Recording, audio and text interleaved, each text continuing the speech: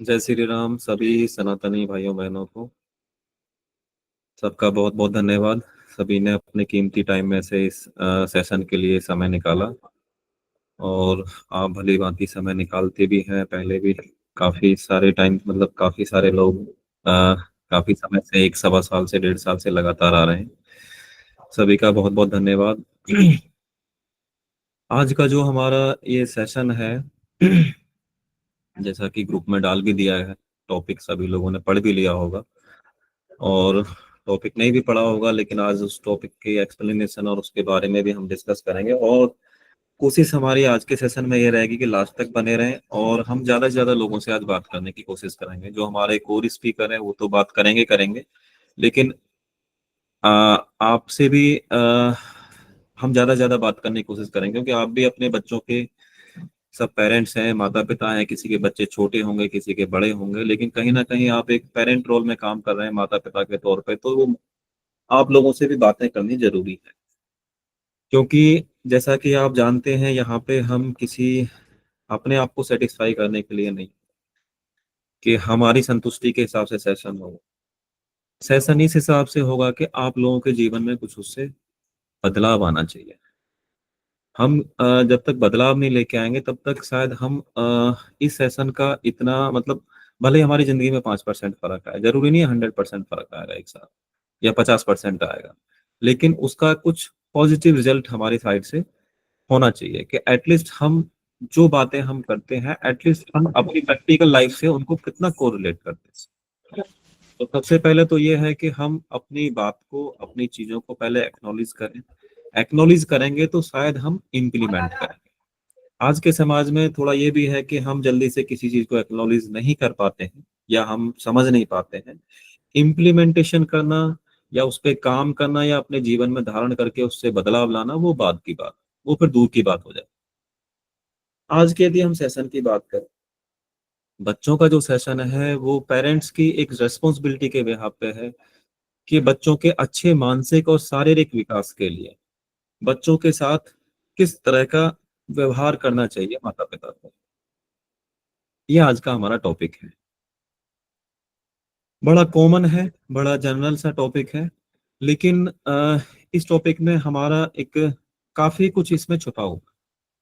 क्योंकि हम उस उन चीजों को भी शायद कहीं ना कहीं नहीं समझ पा रहे हैं, जिसकी वजह से हमारे पास ना बच्चों के प्रति कंप्लेंट्स, बच्चों के प्रति हमारी हीन भावना, या बच्चों के प्रति हमारी कहीं ना कहीं शिकायतें बड़ी बढ़ जाती हैं। तो उसका जो दायित्व है, कहीं ना कहीं हमारे से तो कोरिलेट करेगा ही। जब हमारा रिलेशन बच्चे के प्रति, माँ बाप का बच्चों के प्रति एक रिलेशनशिप है, और उस रिलेशनशिप के साथ में हमारी एक एक्सपेक्टेशन है, बच्चों के, हमारे बच्चों के कुछ कर्तव्य हैं, बच्चों के कुछ अधिकार हैं, हमारे भी कुछ कर्तव्य हैं, और हमारे भी कुछ अधिकार हैं बच्चों के प्रति। तो कई सारी चीजों को आज हम को रिलेट करने की कोशिश करेंगे, और आप लोगों से भी उस पे इनपुट लेंगे। और जो हमारे आज के स्पीकर हैं, 5-6 स्पीकर हैं, उनसे भी हम बात करेंगे। जैसे कि हम जब बात करें कि बच्चों के शारीरिक और मानसिक विकास की, तो पहले तो हम ये डिसाइड करें कि शारीरिक और मानसिक विकास सचमुच में जरूरी है। तो कोई भी आदमी बोलेगा यस, सचमुच में जरूरी है। जब हम बात करते हैं शारीरिक विकास की, तो शारीरिक विकास में हेल्थ से रिलेटेड, उनके डिसिप्लिन से रिलेटेड वो भी जरूरी है। मानसिक विकास में सब कुछ आ गया, उसका मेंटल लेवल, उसकी अंडरस्टैंडिंग, उसका आईक्यू लेवल, उसकी पढ़ाई, उसकी संस्कृति, उसका सीखना नहीं सीखना, वो उसके सारे शिष्टाचार और नैतिकता, सारी चीजें उसमें आ जाती हैं। जब हम बात करते हैं डेवलपमेंट की, तो डेवलपमेंट दोनों ही तरह से होना बहुत जरूरी है। यदि हमारा हेल्दी, मतलब फिजिकल फिटनेस, मतलब हम हेल्दी नहीं है, बच्चा हेल्दी नहीं है, तो भी शायद मेंटल लेवल पे फर्क पड़ेगा, और मेंटल लेवल हेल्दी नहीं है तो उसका फिजिकल लेवल पे फर्क पड़ेगा। तो दोनों ही चीजें जरूरी हैं, पहले तो हम ये माने। और दोनों ही चीजों को जरूरी होने के लिए, एक माता पिता होने के नाते हमें और किन किन बिंदुओं पे ध्यान देने की जरूरत है, उस चीज को भी हम थोड़ा सा आगे प्रकाश डालने की कोशिश करते हैं।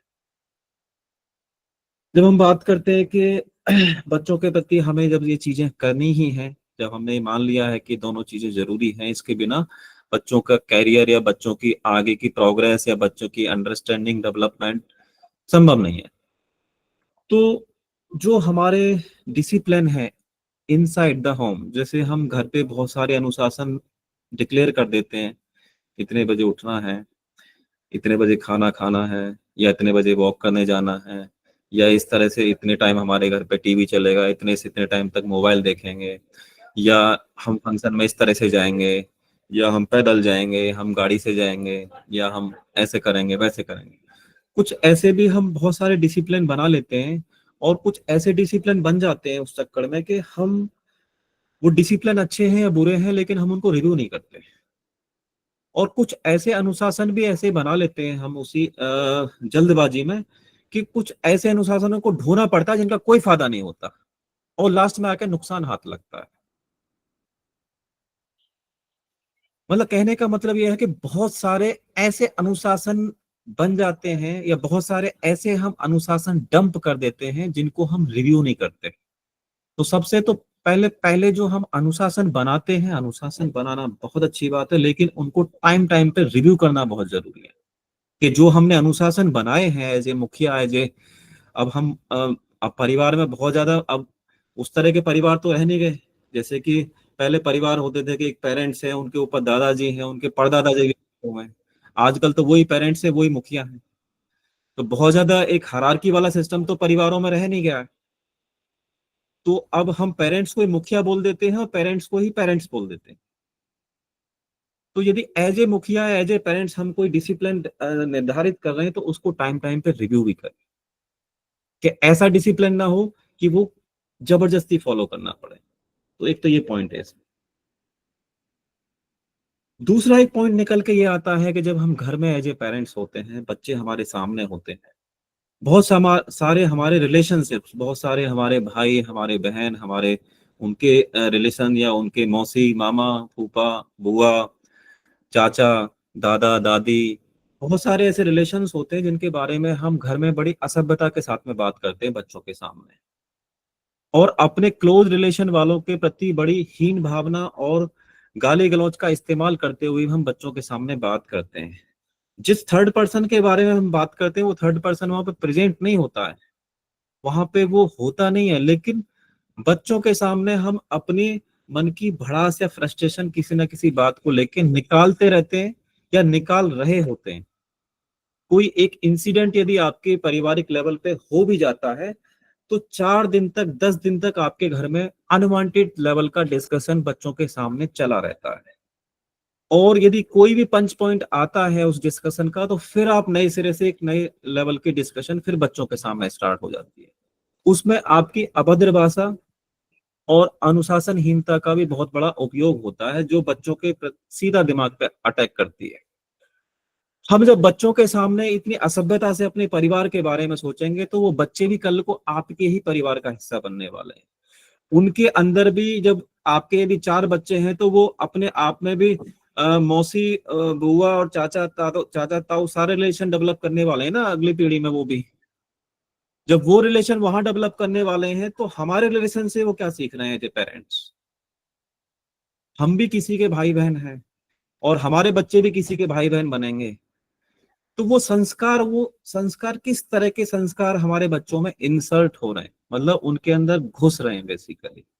तो सबसे पहले जो घर का दायरा है, घर का जो डिसिप्लिन है, उसको हम कंट्रोल करके रखेंगे, बच्चों के सामने किस लेवल तक या किस हद तक हम जा सकते हैं। गर्ग साहब, जेपी गर्ग जी, आप लोगों को एडमिट कराते रहे जी। तो सबसे पहले तो हमें ये रिव्यू करने की जरूरत है, और खासकर जो हमारे घर का डिसिप्लिन है उसको बैलेंस करने की जरूरत है। ऐसा नहीं है कि घर में हमारे झगड़ा नहीं होता है, या झगड़ा बिल्कुल ही नहीं होना चाहिए, होते हैं, लेकिन उसके एक दायरे और पैमाने सेट करने बहुत जरूरी है बच्चों के सामने। जब हम बात करते हैं, इसमें एक पड़ाव और आता है, नेक्स्ट पड़ाव निकल के, कि जब हम एक किसी प्रोफेशन में जुड़े होते हैं, हम प्राइवेट प्रोफेशन में है, बिजनेस प्रोफेशन में है, जॉब में है, या प्राइवेट या सरकारी कोई भी प्रकार की जॉब है, हमारा प्रोफेशन है, हम अपने प्रोफेशन को घर तक ले जाते हैं। और यदि हम अपने प्रोफेशन में जीएम लगे हुए हैं, तो घर पे भी हम जीएम ही बने रहते हैं, उस चीज को भूल जाते हैं हम कई बार ना। और ऐसा होता है बेसिकली। तो घर पे भी वो जीएम बनने की जरूरत नहीं है, घर पे भी वो मैनेजर बनने की जरूरत नहीं होती है, उसका एक दायरा होता है। तो इस चीज को भी मापदंड करने की जरूरत होती है। जब बच्चों के प्रति हमें उस लेवल का व्यवहार अपनाना है, तो हमें एक रिलैक्सेशन, एक फ्रीडम, एक अटैचमेंट, एक बॉन्डिंग, एक इमोशन बॉन्डिंग, ये सारी चीजें हमें रखनी पड़ेंगी। तो उस लेवल को सेग्रीगेट करना बहुत जरूरी है, जिससे कि बच्चों के प्रति आपकी जो रूपरेखाएं हैं वो प्रॉपर एक्चुअल और वास्तविक नजर आए आपकी साइड से, और आप जब आपकी साइड से वास्तविकता नजर आएगी तो बच्चों की साइड से भी वास्तविकता नजर आएगी। क्योंकि आज के टाइम के और आज के सिनेरियो के हिसाब से 8-10 साल के बच्चे भी अच्छा खासा झूठ बोलना स्टार्ट कर देते हैं, अपनी बातों को कवर देना स्टार्ट कर देते हैं, और कर भी रहे हैं बेसिकली। क्योंकि हमको कवर चाहिए हर चीज में। हम बहुत ज्यादा जब कवर करके बातों को बोलेंगे तो बच्चे भी कवर करना स्टार्ट करते हैं, बिकॉज दे आर ऑल्सो, मतलब स्टार्टिंग देट, मतलब वो भी उसी चीज को फिर कवर करना और हमारी बातों को झूठ और सही में मतलब उनको भी सेग्रीगेट करना स्टार्ट कर देते हैं। ये ऐसा होता है क्योंकि वो भी हमारा ही डीएनए है। ऐसा नहीं मान सकते कि हम अपने टाइम के उस्ताद आदमी हैं तो हमारे बच्चे उस्ताद नहीं निकलेंगे। यदि हम इतना झूठ बोल दें तो बच्चे कुछ थोड़ा कम बोलेंगे तो लेकिन आएंगे उसी लेवल पे। तो उस चीज को भी थोड़ा सा ध्यान में रखें। नेक्स्ट, बच्चों के अंदर इतनी सारी क्रिएटिविटी, इतनी सारी चीजें होती हैं, जैसे कि हम साइंटिफिकल कॉज के हिसाब से भी देखें, बहुत सारे लोग बच्चों की डेवलपमेंट और चीजों पे बात करते हैं, और भी आज लोगों से सुनेंगे कि बच्चों की जो क्रिएटिविटी है ना, या बच्चों की जो छोटी छोटी चीजें होती हैं, हमें बहुत ध्यान देने की जरूरत होती है। ये जरूरी नहीं होता कि बच्चों की सारी चीजें अच्छी होती हैं, खराब होती हैं, लेकिन वो अच्छी होती हैं, खराब होती हैं, वो बच्चों को नहीं पता होता। जब हमको पता होता है तो ध्यान कौन देगा उन पे? हम ध्यान देंगे। बहुत सारी चीजें बच्चों की हम ऐसे इग्नोर भी कर देते हैं, जिनको बच्चों को उनके मापदंड नहीं पता होते, लेकिन एज ए पेरेंट शायद हम भी उनको इग्नोर कर देते हैं। तो एज ए पेरेंट्स छोटी छोटी चीजों को, बच्चों की चीजों को हमें ध्यान में रखने की जरूरत है, और सेम टाइम पे ध्यान देने की भी जरूरत है, जिससे कि हम सही डिसीजन बच्चों के हिसाब से ले पाए। ऐसा जरूरी नहीं है जो बच्चों को ठीक लगता है वो डिसीजन, जो बच्चों के लिए ठीक होता है वो डिसीजन हम ले पाए। तो ये सब चीजों को हम जब कब कर पाएंगे, जब हम सही टाइम पे सही चीज को एब्जॉर्ब करेंगे। और डिसीजन की वैल्यू आप अच्छे से मानते हैं, सही डिसीजन की वैल्यू सही टाइम पे होती है। बाकी आपका डिसीजन जितना मर्जी अच्छा हो, यदि उसका टाइम निकल गया तो उस डिसीजन की कोई वैल्यू नहीं है। This is a universal truth. तो बच्चों के प्रति आपकी एब्जॉर्वेशन, आपकी एनालिसिस उस लेवल की हो कि सही टाइम पे आप पंच कर पाए, सही टाइम पे उनको एडजस्ट कर पाए, एक्नोलेज कर पाए। सही या गलत बाद की बात है। नेक्स्ट, बच्चों के प्रति भी एक सम्मान की भावना हमारे अंदर होनी चाहिए। बच्चे भी आपसे एक रेस्पेक्ट एक्सपेक्ट करते हैं, एक वो भी आपसे एक सम्मान चाहते हैं। सम्मान का मतलब यह नहीं होता कि हम बच्चों के सामने अपने आप को नीचा कर लें, या सम्मान किसी को देता नहीं, देने का मतलब यह नहीं हो जाता कि सम्मान देने वाला किसी को दे रहा है तो सम्मान देने वाला व्यक्ति नीचा हो जाएगा, उसकी रेस्पेक्ट कम हो जाएगी। जबकि क्या कहते हैं हम लोग, जो चीज दी जाती है वो बढ़ती है, सम्मान देने से सम्मान बढ़ता है, और ये कॉमन फैक्ट है। जब हम बच्चों के प्रति वो समानता पूर्वक चीजों को रखेंगे, तो बच्चे भी आपके प्रति उस समानता की भावना आपके प्रति भी अपनाएंगे और औरों के प्रति भी अपनाएंगे। समानता, जो सम्मान होता है, सम्मान की जो अच्छी चीजें आप सिखाते हैं, संस्कृति सिखाते हैं, उससे कहीं ऐसा नहीं होता कि आप गाली गलौज नहीं सिखाएंगे तो बच्चे आपके कमजोर हो जाएंगे, गाली गलौज सिखाएंगे तो बच्चे आपके खूंखार हो जाएंगे। संस्कृति, सनातन संस्कृति किसी को कमजोर नहीं बनाती। सनातन संस्कृति की यदि सभ्यता की बातें हम सिखाते हैं तो उससे कमजोर होने का मतलब नहीं होता, सटीक और सच्चाई पर चलने का मतलब होता है।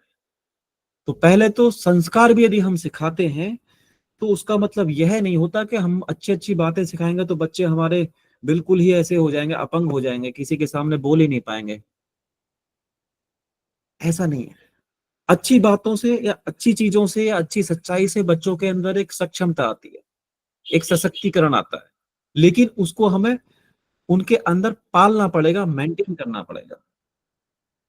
नेक्स्ट, बच्चों को समाज के बारे में, समाज में क्या चल रहा है या समाज में क्या चीजें हैं, बच्चों को समाज के प्रति किस लेवल ऑफ अंडरस्टैंडिंग से, लेवल ऑफ विजन से, मतलब किस तरह की देखभाल से रहना है, उसके बारे में भी हमें बच्चों के साथ में टाइम टाइम पे रिव्यू लेने की और टाइम टाइम पे रिव्यू देने की जरूरत है।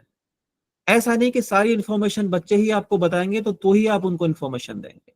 कुछ इंफॉर्मेशन ऐसी होती है कि आपको प्रोएक्टिवली टाइम टाइम पे देते रहने ही चाहिए और उनको देना ही चाहिए, और फिर बच्चों से बच्चा बन के उस पर फीडबैक भी लेना चाहिए कि व्हाट दे आर फीलिंग, वो क्या महसूस कर रहे हैं, या उस चीज से जो आप समाज के बारे में आप बता रहे हो कि वो कितना इत्तेफाक रखते हैं, कितना उस चीज से मतलब संबंधित रखते हैं अपने आप को। ऐसा नहीं कि अपनी बात हमने बोल दी, बच्चों ने सुना नहीं सुना, मोबाइल में लगे हुए हैं, उनकी एक लेवल की अटेंशन, जब कोई आप इंपॉर्टेंट बात करें तो एक लेवल की अटेंशन को एकाग्रचित करना, this is a role of the parents basically. तो ये बहुत सारे डिसिप्लिन, बहुत सारे व्यवहार हमें बच्चों के प्रति करने से पहले अपने आप के ऊपर भी ढालने पड़ेंगे। इसी में हमारी आ जाती है सनातन संस्कृति। जब सारी चीजें बच्चे कहते हैं ना कि जैसा बच्चे देखते हैं वैसा ही बच्चे करते हैं, ये बड़ी कॉमन सी बात है। लेकिन जब सनातन संस्कृति की भी हम बात करते हैं, पूजा पाठ पद्धति हो गई सनातन संस्कृति की, और हमारे रीति रिवाज हो गए, या हमारे उठने बैठने की, या हमारे खान पान की दिनचर्या होगी, उनको और बखूबी करें अपने बच्चों के सामने, और बच्चों को साथ में उनको पार्टिसिपेट करें, बच्चों को उनके तरीके बताएं कि ये इसका डिटेल वर्जन है, ये इसका मीडियम वर्जन है, ये इसका शॉर्ट वर्जन है, ऐसे भी बता दें आपके, जिस तरह से बच्चे जिस वर्जन को एडजस्ट कर पाए, या जितना आप विस्तार पूर्वक किसी चीज को कर सकते हैं। तो हम कुछ ना कुछ दायरे सनातन संस्कृति के कुछ क्रियाकलाप भी अपने घर पे लेके बैठे, उनको डेमोस्ट्रेट करें और बच्चों तक उन चीजों को एक्सप्लोर करें, जिससे कि बच्चों की पकड़ उसमें एक समय के हिसाब से और पनपती रहे। ओवरऑल कंक्लूजन में मैं फिर यही बोलूंगा कि जितने ये सारी चीजें हैं, जितने मापदंड हैं, एज ए पेरेंट्स हमें ही बहुत सारी सावधानियां, बहुत सारी हिदायतें, बहुत सारे मतलब मापदंडों को देखने की एज ए पेरेंट्स हमें ही जरूरत है, क्योंकि हमारा दायरा बड़ा है, और हमारा दायरा बड़ा है तो हमारी जिम्मेदारी भी बड़ी है। और यदि जब हमें सब कुछ ठीक चाहिए तो पहले अपने लेवल पे ही इवेलुएट करने की जरूरत है। अपने शब्दों को मैं विराम दूंगा, बाकी भी जो और आज के हमारे स्पीकर हैं आज के सेशन के बिहाफ पे, मैं उनसे रिक्वेस्ट करूंगा कि वो सेशन में आगे अपने वक्तव्य को देंगे। जैसे पहले हमारे स्पीकर हैं ब्रजेश तोमर जी। ब्रजेश तोमर जी, जय श्री राम। जय श्री राम। जी सर। सभी मेरे बंधु वर्गों को नमन, और खास करके मातृशक्ति को नमन। जी सर। देखो, एक बड़ी विडंबना कह सकते हैं हम इसे। ज्यादातर लोग ये कहते मिल जाते हैं कि बच्चे हमारी सुनते नहीं है। हम्म। बच्चे सुनते ही नहीं है, ना तो हमारी सुनते हैं ना तो घर में किसी की सुनते हैं। हम्म। इसके पीछे की वजह क्या है? इसके पीछे की वजह यह है कि तुमने बच्चों की कब सुनी। यदि हम्म। आपने बच्चों की सुनी होती तो बच्चे भी आपकी सुनते होते, हम्म। मेरे हिसाब से। हम्म। अब रहता है कि शारीरिक और मानसिक शुद्धता की अगर बात करें तो इसमें थोड़ा हम्म। सा मैं लूंगा कि आचार्य चाणक्य ने बच्चों के बारे में लिखा है, हम्म। चाणक्य नीति में, हम्म। कि बच्चों का व्यवहार समय समय पर बच्चों के साथ व्यवहार में बदलाव आना चाहिए पेरेंट्स का। हम्म। जब करेक्ट। तक बच्चा 7 वर्ष का नहीं होता तब तक आप उसको जितना दे सकते हैं प्यार दें। हम्म। 7 वर्ष पूर्ण होने के बाद बच्चे को थोड़ा सा खींचना स्टार्ट कर दें, हल्की सी लगाम टाइट कर लें, हम्म। ताकि वो गलत और सही से सहमे। और जैसे ही बच्चा तुम्हारा 15 वर्ष का हो जाता है या 12-14 वर्ष का हो जाता है, उसके बाद उसे समभाव की दृष्टि से, मित्रता की दृष्टि से देखने लगे। पहला, ये तो चाणक्य ने हम्म। लिखा है। हम्म। मेरा मत ये है कि हम अपने प्रोफेशन में इतने उलझे हुए हैं कि प्रोफेशन के बाद जो समय मिलता है वो भी हम प्रोफेशन में ही गुजार देते हैं। भाई फोन पे बात करना, मेल चेक करना, व्हाट्सएप करना, ये करना, वो करना, कुल मिला के हमने परिवार को समय देना ही नहीं है। हम्म। यदि हम परिवार को समय नहीं देंगे तो स्वाभाविक है कि बच्चों को आपके प्रति वो भावना रहेगी ही नहीं जो होनी चाहिए। करेक्ट। तीसरी चीज आप बता ही चुके हैं कि ट्रांसपेरेंसी और ट्रूथ, सच्चाई। हम्म। जब झूठ का यूज करेंगे, फोन आया, कहाँ हो, अरे यार मैं तो मार्केट में हूँ, अब बच्चा बगल में सुन रहा है, हम्म। तो डेफिनेटली वो उसको कैप्चर करेगा, क्योंकि बच्चे जो होते हैं वो कोरा करेक्ट। कागज होते हैं। करेक्ट। वो चीज जल्दी पकड़ लेते हैं जो नहीं सुनते हैं। हाँ जी। तो ये चीजों का अगर विशेष हम ध्यान रखेंगे तो भी इसका बच्चों के ऊपर बहुत बड़ा इम्पैक्ट आता है। हम्म। तीसरा जो आपने बताया कि पारिवारिक, हम्म। हम यदि किसी के बारे में हस्बैंड वाइफ वार्तालाप करेंगे अच्छा या बुरा, वो हम्म। बच्चा जब सुनेगा तो उसके दिमाग में वही रूपरेखा बन के तैयार हो जाएगी स्वतः ही। हम्म। उसको करेक्ट। बोलने की जरूरत नहीं पड़ेगी आपको कि वो कैसा है, हम्म। उसके दिमाग हम्म। में स्वतः ही फिल्म बन के तैयार हो जाती है। तो यस। हमें इन चीजों का थोड़ा सा अवॉइड करना चाहिए। चौथी चीज ये देखता हूं मैं, जो हमने अपने जीवन में देखा था, कि हम्म। हमारे माँ बाप अपने कुछ कामों में हम लोगों को इन्वॉल्व करते थे, हम्म। लेकिन आज की स्थिति ये है कि हम बच्चों के ऊपर केवल और केवल पढ़ाई का प्रेशर देते हैं, बाकी अपनी दिनचर्या में वो उनको इन्वॉल्व ही नहीं करना चाहते, हम्म। करेक्ट। जबकि करना चाहिए। घर में 25 तरह के काम होते हैं। मार्केट हम्म। जाना है तो लेके जाओ, तुझे पता कैसे चलेगा कि मार्केट में कैसे बार्गेनिंग करते हैं, कैसे सामान को हम्म। पहचानते हैं। तो करेक्ट। इस टाइप की जो हमारी पर्सनल एक्टिविटीज हैं उसमें भी हमें बच्चों को इन्वॉल्व करना चाहिए, अगर बच्चा 10 वर्ष का हो गया है या 8 वर्ष का हो गया है उसके बाद। हम्म। ऐसी ही दो चार चीजें हैं। बाकी रही बात सनातन संस्कृति की, तो सनातन तो सीधी सी बात है कि वो सच्चाई, सफाई और ईमानदारी, ये 3 चीजें सिखाता है, यही हमें बच्चों को सिखाना है। यदि हम ये सिखाते रहेंगे तो हमारे बच्चे कभी अपने धर्म से और अपने लक्ष्य से भटक ही नहीं सकते। हम्म। एक करेक्ट। चीज और हमें बच्चों को सिखानी है जिसमें हम पीछे हट रहे हैं। हम्म। बच्चों के अंदर एक भय जिसे बोलते हैं, डर, हम्म। बच्चों के दिल से डर को कैसे निकालें। हम्म। हमारे सनातन में ऐसे बच्चे हुआ करते थे जो शेरों से लड़ जाते थे, और आज हम्म। हमारे बच्चे छिपकलियों से डर जाते हैं। हम्म। ये सबसे बड़ी विडंबना है। हम्म। विडंबना क्यों है? क्योंकि बच्चों को हकीकत समझाया ही नहीं गया। अभी मैं हम्म। अपनी ही बात करूंगा, मेरे ही बच्चे अकेले रूम से निकलने के लिए तैयार नहीं होते। एक दिन मैं हम्म। बैठ गया तीनों बच्चों को लेके बैठे के समझाने के लिए कि बेटा, आत्मा हम्म। जो है व्यक्ति की अमर होती है, हम्म। और शरीर जीव जो है, जीवात्मा शरीर बदलता रहता है। तो हम्म। तुम्हें डर किस बात का लगता है वो तो मुझे बताओ। हम्म।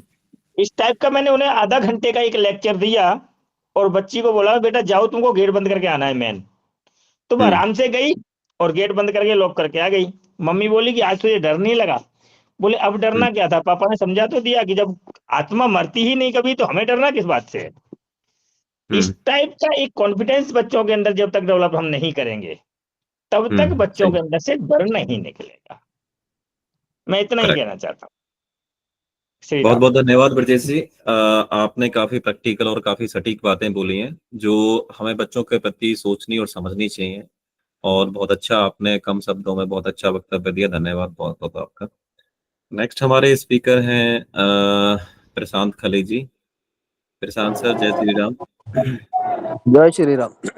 जय Shri Ram. Sir video on हो जाएगा तो बेटर रहेगा यदि संभव है। हाँ जी। हाँ नहीं, यहाँ पे क्या थोड़ा नेटवर्क का इशू रहता है ना, तो इसकी वजह हाँ से हाँ मैं बोला ठीक है। वीडियो बंद करते हैं ना तो आवाज हाँ परफेक्ट जा कई रही बार। थी। जी हाँ सर। इसकी वजह से, क्योंकि वो ज्यादा डेटा नहीं लेता है ना। करेक्ट। एक्चुअली कैसा है कि मेरा खुद का ही चाणक्य सेल्फ स्टडी सेंटर था 2011 में, और हम्म। 2005 और 6 से एजुकेशन के ऊपर मेरा रिसर्च चल रहा था। हम्म। तो उसमें से मैंने बहुत सारे स्टडी किए थे, साइकोलॉजी वगैरह, child psychology, human psychology, parenting वगैरह। तो उसमें से मुझे correct। किसी ने तो एक ऐसा वाक्य बोला था कि 25 साल की उम्र में, 25 हम्म। साल की उम्र में व्यक्ति की जो भी परिस्थिति होती है उसकी जिम्मेदारी उसके माँ बाप के ऊपर रहती है, और हम्म। 50 साल की उम्र में व्यक्ति की जो भी परिस्थिति है उसके लिए वो खुद जिम्मेदार रहता है। हम्म। ये कम से कम 4 से 5 साल मेरा ये स्टडी था और इसके ऊपर मैं टिका था, और इसी प्रकार से मैं भी पेरेंटिंग करता था। लेकिन उसके बाद हम्म। मैं धीरे धीरे बहुत सारी चीजें सीखा, एस्ट्रोलॉजी सीखा। बहुत सारी चीजें सीखने के बाद फिर मुझे पता चला 25 हम्म। साल की उम्र हो या 50 साल की उम्र हो, व्यक्ति की जो भी परिस्थिति है उसकी पूरी की हम्म। पूरी जिम्मेदारी उसके माँ बाप के ऊपर ही रहती है। ये मतलब नया हम्म। संशोधन है। मतलब आदमी 50 हम्म। साल की उम्र में भी हो, it depends on their mom and dad. आप और हम हम्म। अभी जो भी परिस्थिति में है उसके पीछे का कारण है अपने माता पिता। और उसके अंदर हम्म। भी मैंने क्या स्टडी किया कि माता पिता के अंदर भी माता जो है, हम्म। मदर जो है, वो 70% इंपॉर्टेंट है। हम्म। 70% मदर, 70% इंपॉर्टेंट होती है, एंड फादर 30% होता है। हम्म। हम्म। फादर समझो हाउस हस्बैंड है, तो फिर जो उस बच्चे के साथ रहेगा वो 70% इंपॉर्टेंट। जो भी उसके पहले 12 साल में, देखिए क्या बोल रहा हूं, पहले 12 साल में उस बच्चे के साथ जो भी व्यक्ति ज्यादा टाइम रहेगा उस प्रकार की साइकोलॉजिकल पैटर्न, वैचारिक क्षमता उस बच्चे की होगी। ये मेरा हम्म। स्टडी था पहले साइकोलॉजी का स्टडी करके, क्योंकि तब मैं एस्ट्रोलॉजर नहीं था 2011 तक। हम्म। उसके बाद फिर मैंने और भी स्टडी किया, तो उसमें से क्या है कि 100% रिजल्ट नहीं आ रहा था कि ये जो फॉर्मेट है कि मदर की वजह से ही होता है, फादर की वजह से ही होता है, बाद में डीएनए इंक्रिप्टिंग, ये सब चीजों का भी हमने स्टडी किया, तो एग्जैक्ट 100% मिला नहीं। तो बाद में जब मैंने एस्ट्रोलॉजी का स्टडी किया तो पता चला कि व्यक्ति जब जन्म लेता है तो जन्म के हिसाब से ही वो अपना करियर डिफाइन करके लेके आता है, अपने खुद की स्ट्रेंथ, वीकनेसेस एंड सब कुछ लेके आता है। क्योंकि साइकोलॉजी हम्म। से अगर हम समझो बच्चे हम्म। का ट्रीटमेंट करना चाहते थे या डेवलपमेंट करना चाहते तो होता नहीं था। तो फिर जब पता चला कि हम्म। इसको एनालिसिस कैसे करना है, तो किसी भी बच्चे का जब जन्म होता है तो उसकी कुंडली हम्म। सबसे महत्वपूर्ण है। अभी मैं थोड़ा सा एस्ट्रोलॉजर हूं, इसके लिए नहीं आपको एडवर्टाइज कर रहा हूं, बट ये हम्म। फैक्ट है। अगर हम हम्म। साइकोलॉजिकल पैटर्न से किसी बच्चे को, किसी मदर को या किसी फादर को अंडरस्टैंड करने की कोशिश करते हैं तो 10 से 15 सेशंस जाते हैं। लेकिन अगर हम्म। हम एस्ट्रोलॉजी के माध्यम से करते हैं तो 2 घंटे के अंदर हम उसका करियर डिफाइन हम्म। कर सकते हैं। अभी सबसे हम्म। महत्वपूर्ण क्या है, पेरेंटिंग। तो माँ बाप ने अपने बच्चों की मानसिक और शारीरिक इसके हिसाब से किस प्रकार से उनके साथ बिहेव करना है, ये आज का विषय है। तो मेरे हम्म। हिसाब से क्या है कि सबसे महत्वपूर्ण होता है कि माँ बाप ने उसका करियर डिफाइन करना जरूरी है। मैं हम्म। एक बुक लिख रहा हूँ, how to create super human from the womb, मतलब गर्भ के धारण से हम किसी भी व्यक्ति को सुपर ह्यूमन कैसे बना सकते हैं, इस प्रकार का वो कॉन्सेप्ट है। हम्म। तो बच्चा हम्म। जब पैदा होता है या पैदा होने की जो प्रोसेस हम करते हैं उससे 2 साल पहले से ही आपको प्लानिंग करनी पड़ती है कि मेरा बच्चा साइंटिस्ट होगा, डॉक्टर होगा या फिर कंपाउंडर होगा। क्योंकि मैंने क्या दाऊद का स्टडी किया, तो दाऊद के जो पापा थे वो तो पुलिस थे। हम्म। हम्म। तो फिर पता थोड़ा नेटवर्क। जी जी। बच्चा गुंडा कैसे हो गया। तो हम्म। फिर मैंने how to create super human का जो कॉन्सेप्ट है उसमें पता चला कि जब बच्चा गर्भ में रहता है या फिर जो इंटरकोर्स वो लोग जो करते हैं उसके पहले जो साइकोलॉजिकल पैटर्न है उस माँ और बाप का, उस हिसाब से उस बच्चे का भविष्य आगे पीछे हो सकता है। कि एक गांव में रहने वाला चाय बेचने वाला व्यक्ति अगर पंतप्रधान हो सकता है तो वो कैसे हो सकता है। तो उसके हम्म। पीछे भी मैंने जब फाइंड आउट किया तो पता चला कि ये सुपर ह्यूमन का जो कॉन्सेप्ट है, DNA encrypting in the sperm, वो जो फर्स्ट सेल जो बनता है हम्म। वो सबसे महत्वपूर्ण रहता है। वो फर्स्ट सेल अगर हम अच्छा निर्माण करने की कोशिश करेंगे तो फिर ये जो अभी अपने सेशन चल रहे हैं या जो हम रिपेयरिंग का काम करते हैं उसमें अपना ज्यादा टाइम नहीं जाएगा। तो गर्भ धारण करने से 2 साल पहले से ही हमको अपना बच्चा किस प्रकार से होना चाहिए उसकी प्लानिंग करनी ये जरूरी है। ये जो लोग नहीं करते हैं उन्होंने एटलीस्ट गर्भ धारण के जो 9 महीना है उसमें करनी चाहिए। 9 महीने धारण करने के इसमें भी अगर उन्होंने पेरेंटिंग नहीं की है, उसके अगर गर्भ संस्कार नहीं हुए हैं, तो फिर फर्स्ट से लेके 12 साल तक ही आप उसको रिपेयरिंग में कर सकते हैं या उसके ऊपर संस्कार कर सकते हैं। एक बार बच्चा 13 साल का हो गया, उसके बाद you are not able to control that guy या गर्ल, क्योंकि 13 साल के बाद उसके अंदर इतने सारे उसके माँ बाप को वो लोग एक आइडियल माँ बाप मानते हैं और फिर आपका सुनना वो लोग बंद कर देंगे 13 साल के बाद।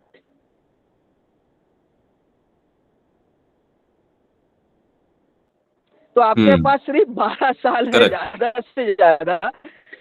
और बहुत सारे लोग क्या है कि गर्भधारण करने से पहले बहुत सारे लोग व्यसनाधीन करके गर्भधारण करने की प्रक्रिया में जाते हैं, तो वो बंद करना पड़ेगा। अगर आपको ये जो प्रोसेस है ये रिपेयरिंग का, अभी हम ये जो कर रहे हैं ये रिपेयरिंग का प्रोसेस, तो मेरा क्या कहना है रिपेयरिंग करने देता क्या हम नवनिर्माण कर सकते हैं क्या हम? तो इसके लिए सबसे महत्वपूर्ण है गर्भधारण करने से 2 साल पहले से ही आपको बच्चे का प्लानिंग करना चाहिए कि ये कल उठ के क्रिकेटर होगा, बैडमिंटन वाला होगा या फिर साइंटिस्ट होगा या क्या होगा। तो प्लानिंग में इम्पोर्टेंट है गर्भधारण की प्रक्रिया। 9 महीने का जो गर्भ संस्कार है वो होना जरूरी है। वो अगर अच्छा है तो फिर ये जो अभी हम डिस्कशन कर रहे हैं कि बच्चा मेरा शैतान है, ये है वो है, या जो भी प्रॉब्लम्स है, ये प्रॉब्लम्स आपको ज्यादा सहन नहीं करने पड़ेंगे। वो बच्चा ऑटोमेटिक अपना करियर डिफाइन करेगा। चलो गर्भधारण में भी नहीं किया तो 1 साल से 12 साल में जैसे सचिन तेंदुलकर के माँ बाप ने अच्छे गुरु के हाथ में उसको दिया। अभी यहाँ पे क्या प्रॉब्लम होता है कि हम अपने बच्चे का ही गुरु बनना चाहते हैं। सभी माँ बाप अपने बच्चे का गुरु बनना चाहते हैं, वो सबसे गलत चीज होती है। तो मेरा क्या कहना है कि हर एक माँ बाप ने अच्छे गुरु के हाथ में अपने बच्चे को देना जरूरी है। जैसे जीजा माता जी ने दिया, जीजा माता जी ने क्या किया, अपने बच्चे को बहुत प्रेम दिया, बहुत मोटिवेशन दिया, बहुत डेयरिंग दिया, लेकिन अच्छे गुरु के हाथ में उसको अपने बच्चे को दिया।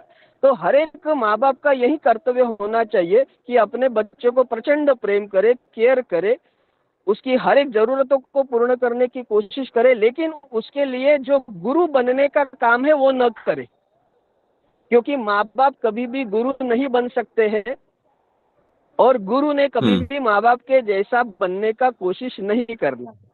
अभी ये जो बहुत बड़ा विषय है इसके ऊपर तो मैं कम से कम 1 दिन 2 दिन बोल सकता हूँ। अभी इस शॉर्ट पीरियड में बोलना था।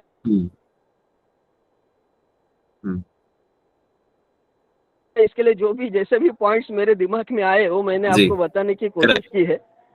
तो बस ये कह के ठीक है, धन्यवाद सर। बाकी भी मैं खत्म कर देता हूँ। जी धन्यवाद प्रशांत जी, बहुत बहुत धन्यवाद, बहुत बहुत अच्छा लगा। बाकी आपके सेशन को हम और एलोबरेट करेंगे अगले सेशन में भी। बाकी भी और स्पीकर को आज थोड़ा सा मौका देते हैं। नेक्स्ट हमारे स्पीकर हैं इसी सेशन के पे पे रवि हेटेकर जी। रवि हेटेकर जी, जय श्री राम। जय श्री राम। जय श्री राम। जय श्री राम। ऑलरेडी सभी वक्ताओं ने मेरे से पहले काफी पॉइंट्स कवर किए हुए हैं, तो खैर उनका व्यूज अलग है। मैं थोड़ा सा प्रैक्टिकली बताता हूँ जो मेरा लाइफ एक्सपीरियंस है, जैसे भी है। देखिए हमें आज के जनरेशन का सोचना है, जो हुआ है जो आज जो अब मैं इसको 2 वर्गों में वर्गीकृत करता हूँ। पहला तो है जो आपके टीनेजर्स नहीं है बच्चे, और दूसरे जो टीनेजर्स है। दोनों के लिए आपका अप्रोच डिफरेंट होता है और हमें वो भी समझना है। एक चीज है जो भी बहुत इंपॉर्टेंट है। देखिए हमारे टाइम पे जनरेशन गैप 15 से 20 साल का हुआ करता था। आज का डेट पे जनरेशन गैप 5 साल से नीचे आ चुका है। अगर किसी के 2 बच्चे हैं यहाँ पे तो वो देखेंगे कि उनका 15 साल का बच्चा और 10 साल के बच्चे में कितना फर्क आ रहा है उनके अंडरस्टैंडिंग में। आप दोनों बच्चों को एक जैसा कुछ सिखा नहीं सकते हो। आपको सबसे पहले ये समझना है, और आजकल के पेरेंट्स यही गलती करते जा रहे हैं, जो मेरा जो अनुभव आ रहा है। तो अभी देखिए, अभी हम उस मोड़ पे खड़े कि हमारा सनातन, मैं पहले इसको रिलीजियस इस पे लेके जाता हूँ, सनातन धर्म पे। देखिए, सनातन धर्म अगर वाकई में सब लोग फॉलो करते हैं तो ये सब हमें डिस्कशन वगैरह इतना करने का जरूरत भी नहीं पड़ता। हम एक्चुअली धर्म से, हमारे संस्कृति से भटके हुए लोग हैं, पेरेंट्स ही भटके हुए हैं। तो अब पेरेंट्स को ही तो सुधरना है, पर पेरेंट्स बिना सुधरे बच्चों को सुधारना मतलब उतना भी वो पॉसिबल नहीं है आज का डेट में। करेक्ट। तो फिर भी प्रैक्टिकली अप्रोच, चलो हम लोग एक कॉर्पोरेट वर्ल्ड में जीते हैं, तो मैं 2-3 टिप्स दे सकता हूँ। कि सबसे पहले तो जो आप जैसे बताए ना, हमको टाइम मैनेजमेंट, जैसे हम ऑफिस में करते हैं ना किसी भी चीज का, हमें बच्चों में टाइम मैनेजमेंट सिखाना पड़ेगा। तो टाइम मैनेजमेंट में ये सब आ जाता है कि आपका क्वालिटी टाइम कैसे हो, बच्चों ने अपना जो पूरा स्टूडेंट लाइफ है वो कैसे डिसिप्लिन से रहना है, उसमें स्पोर्ट्स को कैसे इनकलकेट करना है अपने लाइफस्टाइल में, उनको ये समझाना पड़ेगा। स्पोर्ट्स कोई भी हो, पर बच्चे, जो भी बच्चे स्पोर्ट्स नहीं खेल सकते, उनका फिजिकल या मेंटल डेवलपमेंट ठीक से होता नहीं है। मेरा अपना अनुभव है कि मैंने जितने भी लोग देखे, मेरे जिन लोगों ने स्पोर्ट्स खेला हुआ है लाइफ उनके लाइफ में, वो ज्यादा प्रोडक्टिव निकलते हैं। जो जो दूसरे टाइप के लोग होते हैं, उनका माइंड भी वैसे ब्रॉड नहीं होता है। एक था पॉइंट। दूसरा था कि जो आजकल जो सोशल इश्यूज है हमारे, तो हमें बच्चों को समझाने पड़ेंगे। हम अब वो जमाना चला गया जब कोई कुछ बताता नहीं था, हमें बच्चों को समझाना पड़ेगा। अगर आपका, मतलब मैं इस पे कास्ट या इस पे नहीं जाऊंगा, पर अगर आपका बच्चा मान लो कि मतलब जिस भी कैटेगरी में आता है, उसको आपको समझाना पड़ेगा कि ये चैलेंजेस है तुम्हारे सामने और तुमको इसको फेस करना है। और फेस करने के टाइम पे भी हमको यूनिटी रखनी है। ये बहुत समय, क्योंकि बच्चों में अभी मैं देख रहा हूँ ये प्रॉब्लम यहीं से शुरू हो रही है कि हम बता नहीं पा रहे बच्चों को। हम डरते हैं बताने से कि भाई गवर्नमेंट स्कीम, गवर्नमेंट में ये चलता है, इस तरह के रिजर्वेशन होते हैं, ये होते हैं। उनको बाद में पता चलता है वो, तो उनको थोड़ा शॉक लगता है, जो मैंने देखा है चीजें। तो बच्चों को प्रॉपरली टीन एज के बाद समझाना पड़ेगा कि ऐसे ऐसे है, क्यों दिया गया था, क्या है। पर हमें अल्टीमेटली यूनिटी ऑफ सनातन धर्म पे ध्यान रखना पड़ेगा बच्चों के लिए। ये नहीं कि हेटेड से हमें बस समझाना है उनको वो चीज। दूसरा चीज है, नेक्स्ट मैं बोलना चाहूंगा कि जो सिंगल चाइल्ड पैम्परिंग वाला जो प्रॉब्लम है हमारा, उससे पूरा का पूरा सिस्टम, हमारा जो पेरेंटिंग सिस्टम ना खराब होता जा रहा है। ये सिंगल चाइल्ड पैम्परिंग एक होता है कि जिसमें क्या होता है कि जो जिसका भी सिंगल चाइल्ड होता है ना, वो कुछ स्टैंडर्ड सेट करता जाता है। और वो होता क्या है कि जो जिसके 2 या 3 बच्चे होते हैं, वो उनको प्रॉब्लम आना शुरू हो जाती है इसके चलते। तो ये जो जिनका सिंगल, पहले तो सिंगल चाइल्ड होना ही नहीं चाहिए, कम से कम 2 तो होना ही चाहिए, irrespective of unless there is some medical issue. मैं समझता नहीं कि आज का डेट में अगर बाकी के लोग 10-10, 8-8, 7-6 बिना किसी से पाल सकते हैं, तो 2 बच्चे पालने में तो कोई मतलब, कोई प्रॉब्लम नहीं होना चाहिए किसी को भी। थोड़ा बुरा लग सकता है मेरा बात, पर सच है, कड़वा है। तो पहले तो 2 या 3 बच्चे होने ही चाहिए, और उससे आपका जो पेरेंटिंग का है ना इशू बहुत हद तक सॉल्व भी हो जाता है जब बच्चों के साथ बच्चे रहते हैं। ठीक है, बस। और दूसरा है कि रिलीजन से भटकना नहीं है। बच्चों में चाहे 5 साल 4 साल से ही कुछ तो उनको हमारा रिलीजियस के बारे में घर में कुछ ना कुछ तो पढ़ाना पड़ेगा। गीता समझे ना समझे, गीता का पाठ आप बच्चों के साथ बैठ के ना रोज 5 या 10 मिनट भी पढ़ लो। बस एक श्लोक पढ़ लो डेली का, गीता का 700 श्लोक है। 1 साल में खत्म, 1-2 साल में खत्म हो जाएगा, पर बच्चों के साथ जरूर पढ़ना। और उसका मतलब मैंने भी शुरू किया है, लेट शुरू किया था, पर उसका बहुत अच्छे फायदे मिले मुझे। बस इतना ये करके मैं विराम देता हूँ, बाकी भी वक्त है। जी, धन्यवाद सर। बहुत अच्छा लगा, बहुत बहुत धन्यवाद। आपने बहुत कम शब्दों में काफी सारी चीजें बोली हैं, और बिल्कुल ठीक है कि हमको पहले पेरेंट्स को ही बहुत सारा होमवर्क करना है। ओवरऑल ये कंक्लूजन आपकी बातों से मुझे आया। नेक्स्ट मैं रिक्वेस्ट करूंगा महेश भारती जी से, उसके बाद जेपी गर्ग जी। और मैं चाहता हूँ थोड़ा थोड़ा मतलब टाइम लें, जिससे कि और भी आज थोड़ा सा मैं स्पीकरों को थोड़ा सा मैनेज करूंगा। जेपी गर्ग जी, सॉरी महेश भारती जी। जय श्री राम सर। जय श्री राम सभी साथियों को। कुछ शब्द है, जैसे जब हम बच्चों के साथ, मेरे 2 बच्चों के साथ जब मैं बात करता हूँ, तो पहले तो शुरुआत में 3-4 दोहों से करना चाहूंगा कि जो हम एक उसकी प्रति, एक महाभारत में एक स्टोरी थी भगवान कृष्ण ने कहा था कि दुर्योधन आप जाओ और वहां पे ये सर्च करो पूरे गांव में कि कौन अच्छा है। तो वो गया और देखा और उसने कहा कोई भी मुझे अच्छा नहीं मिला। फिर युधिष्ठिर को कहा कि कौन बुरा है ये जाके सर्च करो। तो युधिष्ठिर बोला मुझे सारे अच्छे ही दिखे, मुझे कोई बुरा दिखाई नहीं दिया। तो जाकी जैसी भावना प्रभु मुहूर्त देखे वैसी। तो कहने का मतलब है कि बच्चे को ये एटीट्यूड सिखाना बड़ा जरूरी है कि उनकी जो उम्र रहती है, जब हम बच्चे कह रहे हैं तो बच्चे को हमेशा पॉजिटिव एटीट्यूड करके हर एक में कुछ अच्छी चीज हो, ये जब सिखाओगे तो वो किसी पर्सन के स्पेसिफिक ये बोलेगा ही नहीं कि ये बुरा है। हालांकि उनको फिर जैसा साइंस में हमें बताया गया है, एक छोटा एग्जांपल है कि एक हमारे पास मॉइस्चर बैलेंस होता है। मॉइस्चर बैलेंस क्या करता है, 3 बार रीडिंग लेता है कि ये बंदा ऐसा है, ये बंदा है, और उसकी वो डिसाइड कर देता है कि ये इंसान इस तरीके का है।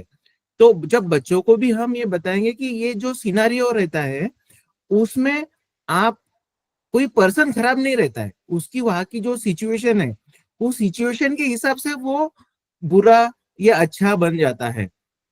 फिर कोई पर्सन, चलो सीधा जाके पर्सन, तो यहाँ पे कोई, ये दोनों साइंस बैकग्राउंड के हैं या ज्यादातर हम साइंस बैकग्राउंड के हैं, तो अंदर कोई ऐसा नाम नहीं है कि ये पर्सन है, ये पर्सन है, ये महेश है या ये और कोई पर्सन है।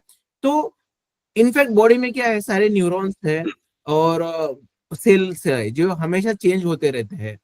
तो ये एक फंडा बच्चों को पॉजिटिव एटीट्यूड करना है। दूसरी चीज है कि एक प्रभु श्री राम जी का ये भी कहना था कि अगर हम विनय से रहे तो जरूरी नहीं कि हर चीज हो जाए, कभी सकोप भी करना पड़ता है, दंड भी देना पड़ता है। जो उन्होंने समुद्र को दिया था एक दंड, तो फिर वो ठीक हो गए। तो उस हिसाब से भय, बिना भय न प्रीति जो कहते हैं, तो आपको भय तो बच्चों को ये रखना ही पड़ेगा उन्होंने। ठीक है, हम दोस्त रहेंगे, सब रहेंगे, पर बिना भय होत न प्रीति, तो वो फॉलो भी करना पड़ेगा और उनको डिसिप्लिन में रख के, एक बाउंड्री में रख के उनसे वो उनको बढ़ावा देना पड़ेगा। रही बात जो जनरल जो आज चल रहा है, मानो जो भी हम बोलते हैं कि राक्षस या सुर असुर जो कहना है, ये भी उनको बताना है कि सुर असुर भी नियति में होते हैं और आपको इनसे भी बच के रहना है।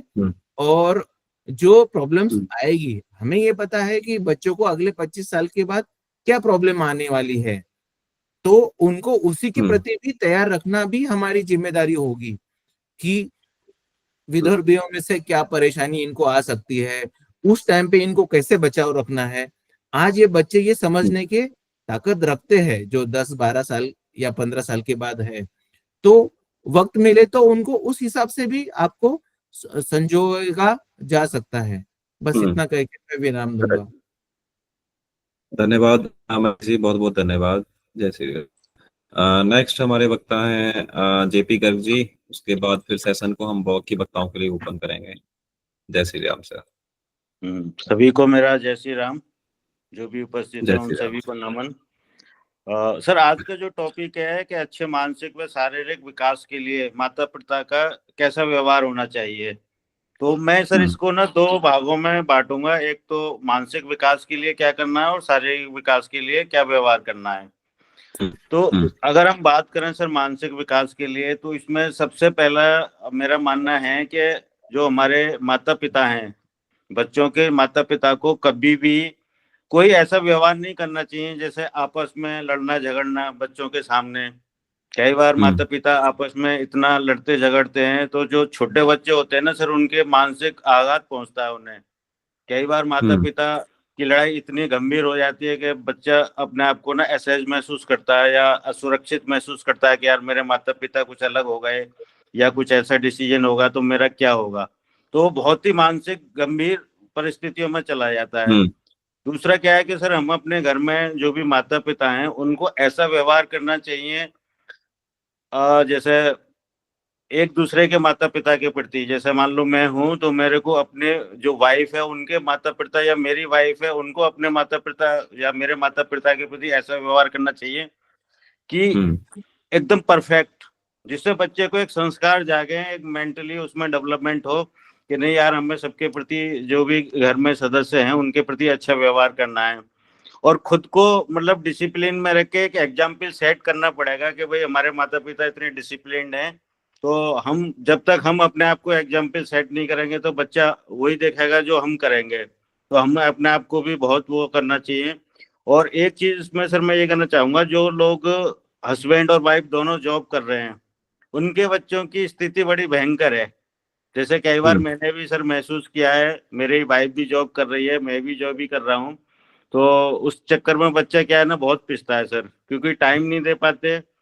बच्चा स्कूल से आया, शाम तक अकेला है, हस्बैंड वाइफ शाम को आ रहे हैं, वो क्या कर रहा है, कैसे कर रहा है, तो वहां पे भी वो बहुत मतलब टॉर्चर एक तरीके से महसूस करता है। तो कोशिश ये करें कि हम ज्यादा से ज्यादा टाइम अपने बच्चों को दें।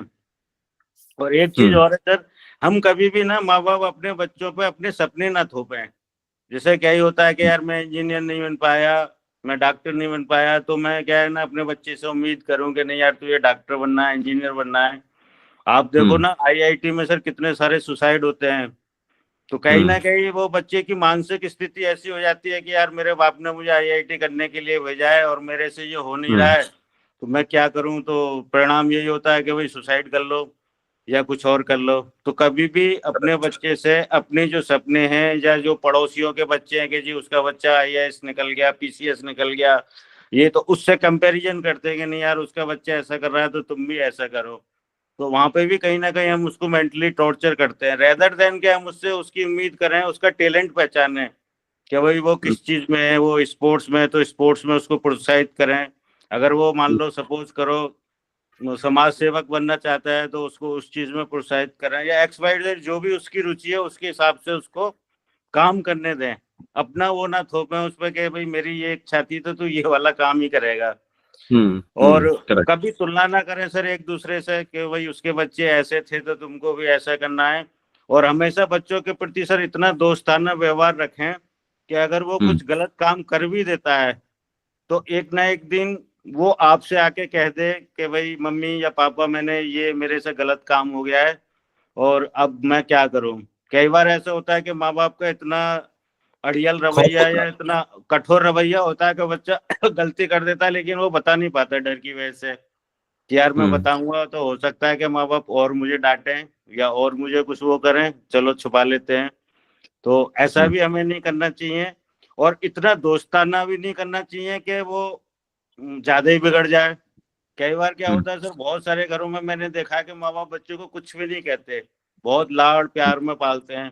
और कई बार कई साल के बाद कुछ ऐसी स्थितियां आ जाती हैं कि जब उसको कभी थप्पड़ मारना पड़े या कठोर वर्ड बोलने पड़े, तब वो इतने मेंटली स्ट्रांग नहीं होते कि उस डांट डपट या थप्पड़ को सहन कर जाएं।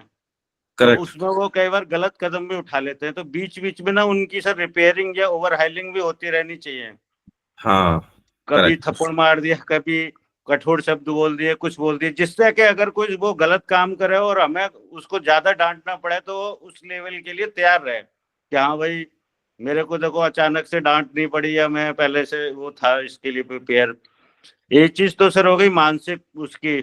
अब मैं करता हूँ सर शारीरिक क्षमता की बात, कि हम अपने कैसा व्यवहार रखें कि उनको शारीरिक भी हम स्ट्रांग बनाए, मजबूत बनाए। तो उसमें सर सबसे पहले आता है एक्सरसाइज करने के लिए।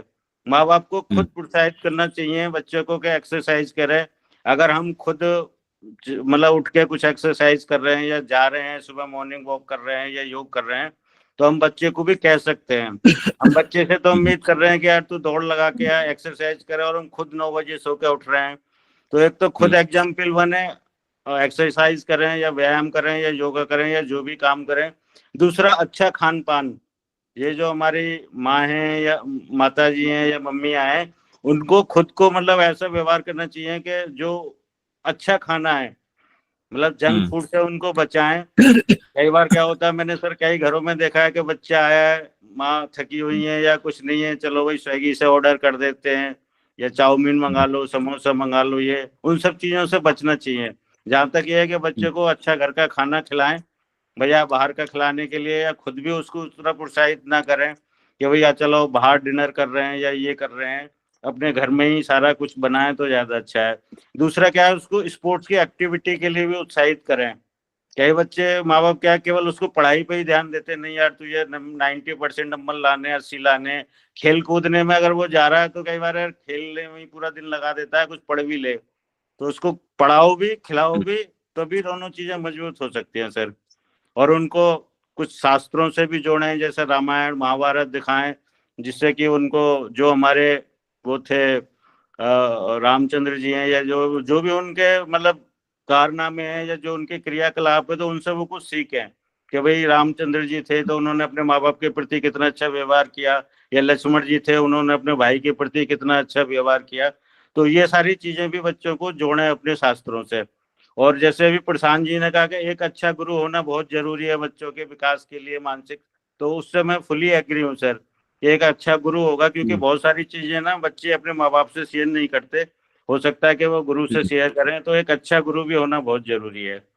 तो इन्हीं सब शब्दों के साथ सर मैं अपनी वाणी को विराम देना चाहूंगा। जी, बहुत बहुत धन्यवाद गर्ग साहब। बहुत आपने काफी अच्छी चीजें बोली और काफी प्रैक्टिकल भी थी, और जितना हो सके हमको मतलब उन चीजों पर ध्यान देना चाहिए। और अब जो हमारा सेशन है ओपन है कि 5-7 मिनट हम आप लोगों के विचार ले सकते हैं। जो भी हैंड रेज करके बात करना चाहें तो बात कर सकते हैं। जैसे एक हमारी बहन जुड़ी हुई है यशोदा बहन, मैं चाहता हूँ यदि वो भी अपना फीडबैक देना चाहें तो एक बार रखें। यशोदा जी, जय श्री राम। सभी को जय श्री राम। जी, मैं ये कहना चाहती हूँ, सबने अपने तरीके से मतलब अच्छा बोला, पर जेपी सर के थोड़ी जो उन्होंने बोला थोड़ा उसमें ऐड करना चाहती हूँ मैं कुछ अपनी बात में।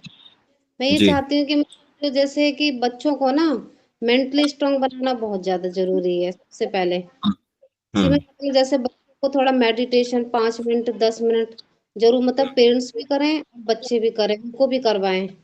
मैं ये चाहती, क्योंकि आने वाले समय है जो उसमें मेंटली स्ट्रांग होना बहुत ज्यादा जरूरी है, जो मैं समझती हूँ, मुझे लगता है जैसे, हम्म। क्योंकि मेंटली स्ट्रांग होंगे बच्चे तभी कुछ आगे कर पाएंगे। क्योंकि आजकल मतलब जैसे कि बच्चे पढ़ाई कर रहे हैं, उसमें बच्चे अगर फेल हो जाते हैं कुछ होते हैं तो वो थोड़ा सा मतलब माइंड पे ले लेते हैं ना, तो वो थोड़ा स्ट्रांग होना जरूरी है मेंटली, ताकि वो हम्म। आगे इन सब चीजों को कर सके। बस मैं थोड़ा ये बोलना चाहूंगी, थोड़ा मेंटली करेक्ट। स्ट्रांग ज्यादा बने, फिजिकली मतलब एक्सरसाइज भी करें, थोड़ा उन सब चीजों पे ध्यान दें। बस थोड़ा यही करेक्ट। कहना चाहूंगी मैं। धन्यवाद, बहुत बहुत धन्यवाद। बस जय श्री बिल्कुल ठीक बात है। जय श्री राम। नेक्स्ट देविंदर जी, उसके बाद संजय सिमल्टी जी। देविंदर जी, जय श्री राम। सभी को जय श्री राम। जय श्री राम। सभी वक्ताओं का कथन सुना और बहुत अच्छा लगा, सबने अपने अपने विचार रखे। हम्म।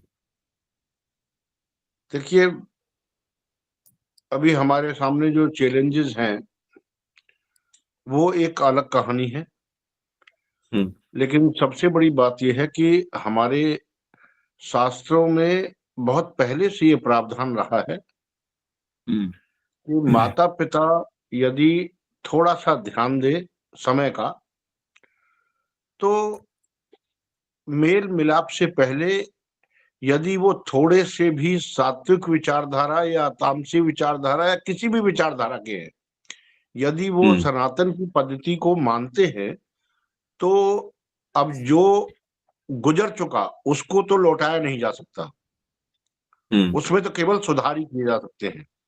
लेकिन हम्म। जो अभी यंग जनरेशन आ रही है, जो अभी न्यूली मैरिड होंगे या अभी मैरिड हुए हैं जस्ट, उन लोगों के हम्म। लिए ये बहुत ही विचारणीय विषय है कि हम्म। वो कुछ पढ़ने वाले विशेष टाइम का ध्यान रखें, ताकि उनकी जो संतान हो वो एक अच्छी आत्मा आए। हम्म। नंबर 1, ये इसका प्रावधान हमारे ज्योतिष शास्त्रों से लेकर के पुराणों तक में मिलता है। हम्म। यदि हमारी यंग जनरेशन इसको फॉलो करने लगे तो 80% समस्या आपकी बिल्कुल ऑटोमेटिकली मूव होने लगेगी। सेकेंडली,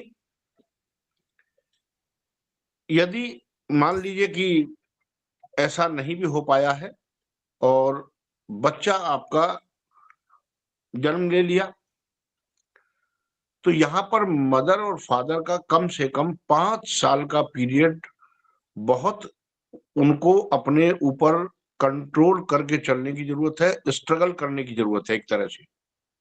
जैसे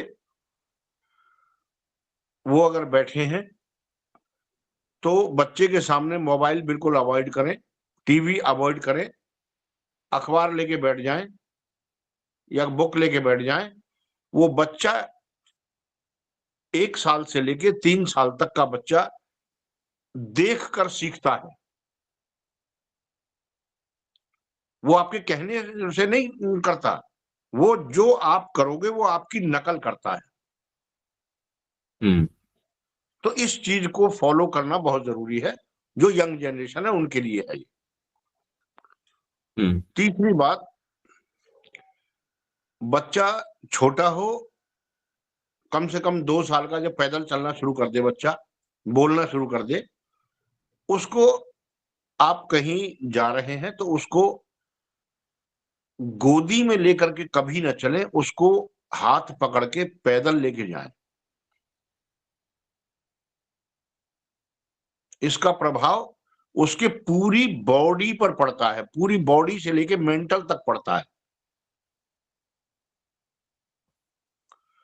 जब आप बच्चे को अपने साथ पैदल लेके जाएं, खास तौर से ये ध्यान जरूर रखें बच्चे का, उसके मानसिक और शारीरिक विकास के लिए, कि वो कदम बढ़ाते समय वो पंजा डाले, एड़ी नहीं। और खास तौर से बच्चे पंजा ही डालते हैं, यदि आप कभी गौर करेंगे तो वो चीज आपको दिखाई देगी। इन चीजों के साथ साथ यदि हम इतने, हमारे पास में टाइम नहीं है या हम ऐसे प्रोफेशन से जुड़े हुए हैं कि इतना हम टाइम नहीं दे पाते, जैसे अभी गर्गी जी ने कहा, तो फिर आज हम 50 साल पीछे नहीं हैं। आज हम जो है वहीं खड़े हैं न्यू टाइम में। 1 मिनट होल्ड कीजिएगा जरा। और उसका फर्क ये है कि हमें उसके लिए दूसरों की तरफ देखने की जरूरत नहीं है, हमें ऑलरेडी की व्यवस्था खुल चुकी है। तो बच्चे को गुरुकुल में डाल देना चाहिए, क्योंकि आज गुरुकुल, हम जो है आज अपने बच्चों को एक मीठा जहर शुरू से खिला रहे हैं, जो इंग्लिश मीडियम के नाम पर बच्चों को हम शुरू से देते हैं, और फिर हम उनके संस्कारहीन होना और ये दुनिया भर की पद्धतियों को हम उनके ऊपर दोषारोपण करते हैं, वो गलत है। या तो फिर आप जब प्राइमरी स्कूल गांव का है तो आप बच्चे को प्राइमरी स्कूल में क्यों नहीं भेजते, जबकि प्राइमरी स्कूल की शिक्षा बेसिक शिक्षा के हिसाब से बहुत बेटर है। जब वो 5वीं क्लास वहां से निकलता है तो उसके बाद में उसके पास कैप्चरिंग पावर बढ़ जाती है, और वो चाहे आप उसको कहीं इंग्लिश मीडियम में डालिए या गवर्नमेंट स्कूल में डालिए या गुरुकुल में डालिए, उसके लिए वो परिपक्व होता है, एक लेवल तक वो तैयार हो चुका होता है।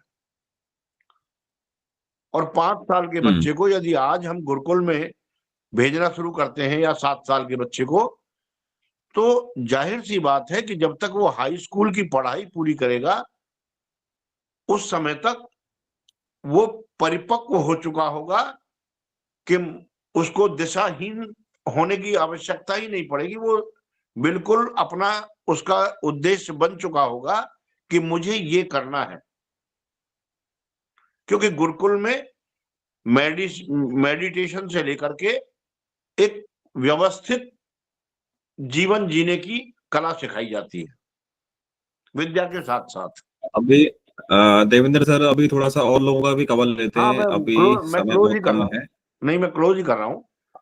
तो अभी हम्म, हमारे पास ये व्यवस्था है कि हम अपने बच्चों को गुरुकुल में डाल सकते हैं।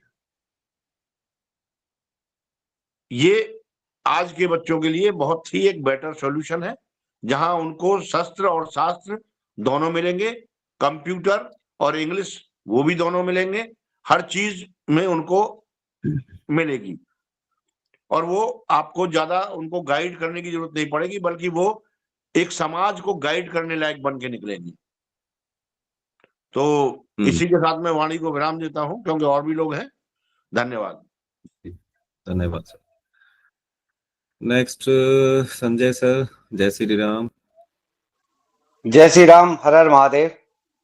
जय श्री राम सर। काफी अच्छा लगा, काफी अच्छे विचार और बड़े संयत समय में सबने, प्रशांत जी ने, जेपी गर्ग जी ने, रवि जी ने दिए दिए आपने जो शेयर किए, तो काफी सारे पॉइंट आप लोगों ने कवर किए।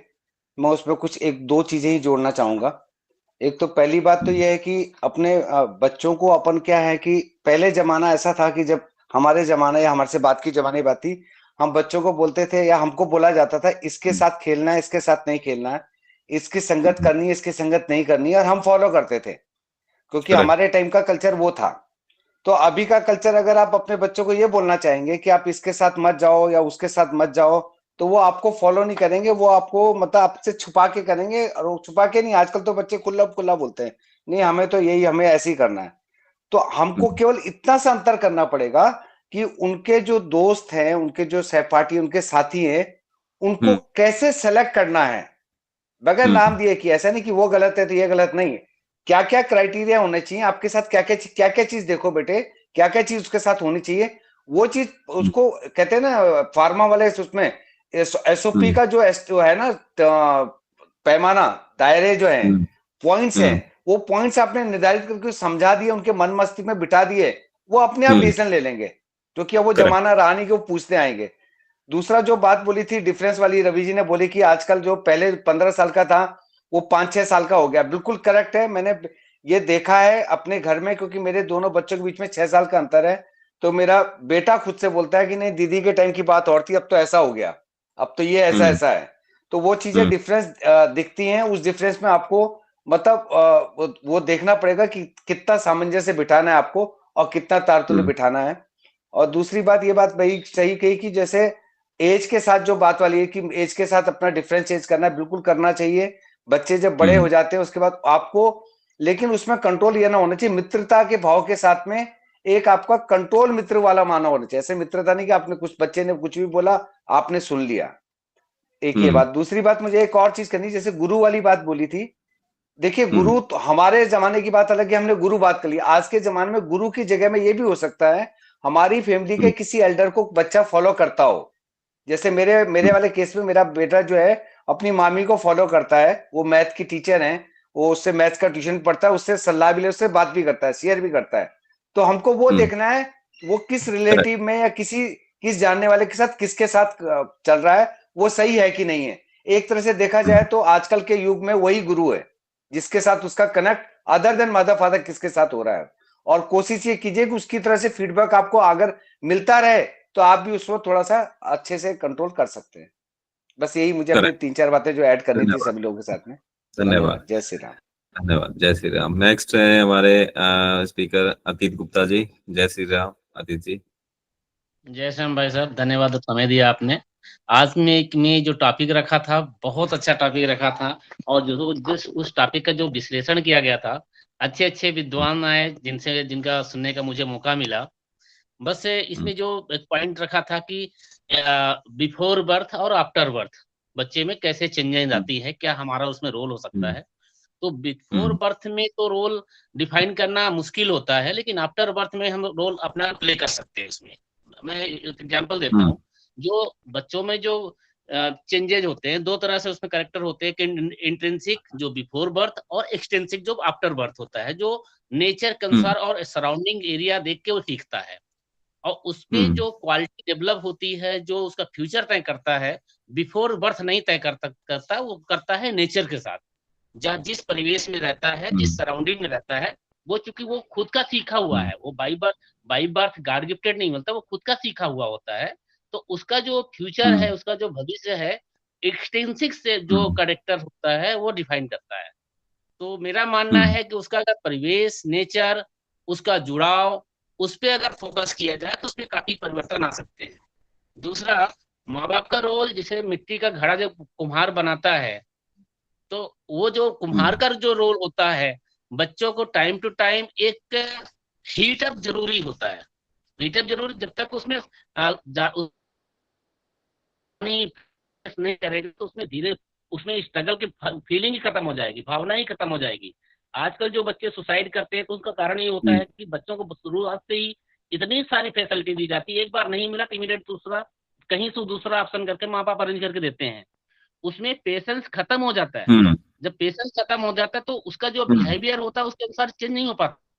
तो उसको अगर थोड़ा सा अगर प्रॉब्लम आई फ्यूचर में तो लगता है उसको कि जिंदगी खत्म हो गई, और इस तरह सुसाइड कमिट करता है। तो जरूरत है शुरू में ही उसको थोड़ा धीरे धीरे हीटअप करने का, धीरे धीरे परेशानी देने का। क्योंकि चाणक्य भी बोलते हैं कि कोई भी बच्चे को धीरे धीरे उसको अगर चंद्रगुप्त मौर्य को एक मूरा को अगर चंद्रगुप्त मौर्य बनाया चाणक्य ने, तो उसको अगर पीछे उसकी आप हिस्ट्री देखेंगे तो धीरे धीरे ही उसको इस हालत में बनाया कि हाँ लास्ट में ये हुआ कि वो सब करने के लिए एक गांव का छोरा इतने बड़े राज्य का अधिपति बनता है और सब संभालता है। तो शुरू से ही कहीं ना कहीं उसको थोड़ा सा इतना रियलाइज कराना पड़ेगा कि फ्यूचर ऐसा है, ये स्ट्रगल हो सकते हैं, ये तुम्हारे में परिवर्तन है, वो समय के अनुसार दिखाना पड़ेगा शुरू से। तो आगे चल के अगर ऐसा शुरुआत से ही उसमें हम वो ट्रेनिंग देंगे तो आगे चल के उसका भविष्य के लिए काफी हेल्प मिलेगी।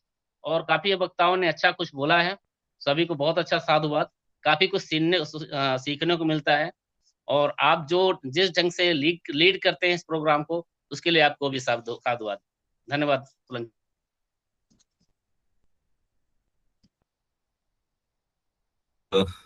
एक में थोड़ा नेटवर्क का इशू आ रहा है। आवाज आ रही है? जी आवाज आ रही है मेरी? कोई बताएगा? आ रही है जी जी हाँ, धन्यवाद सभी का, बहुत बहुत धन्यवाद। बस कंक्लूजन में बस 1 मिनट लूंगा मैं, उसके बाद सेशन क्लोज है। सेशन ऑलरेडी लेट हो चुका है, वैसे हम 10 बजे क्लोज कर देते हैं।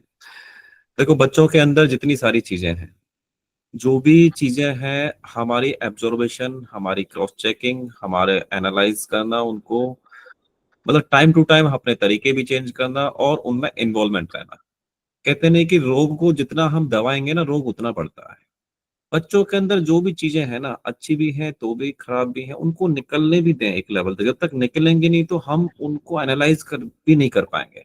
बच्चों की बहुत सारी चीजों को तो हम दबा देते हैं, और जब कहते हैं कि दबते दबते जब कोई चीज, पाप का घड़ा उतना बढ़ जाता है ना, तो फिर वो केवल फटता है, और उस फटने तक का हम वेट करते रहते हैं।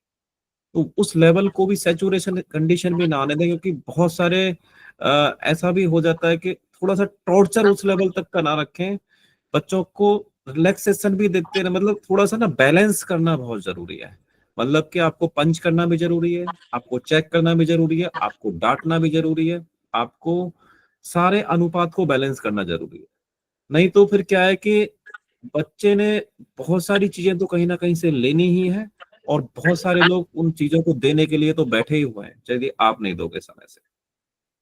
तो धन्यवाद सभी का। जय श्री राम, शुभ रात्रि। जय श्री राम।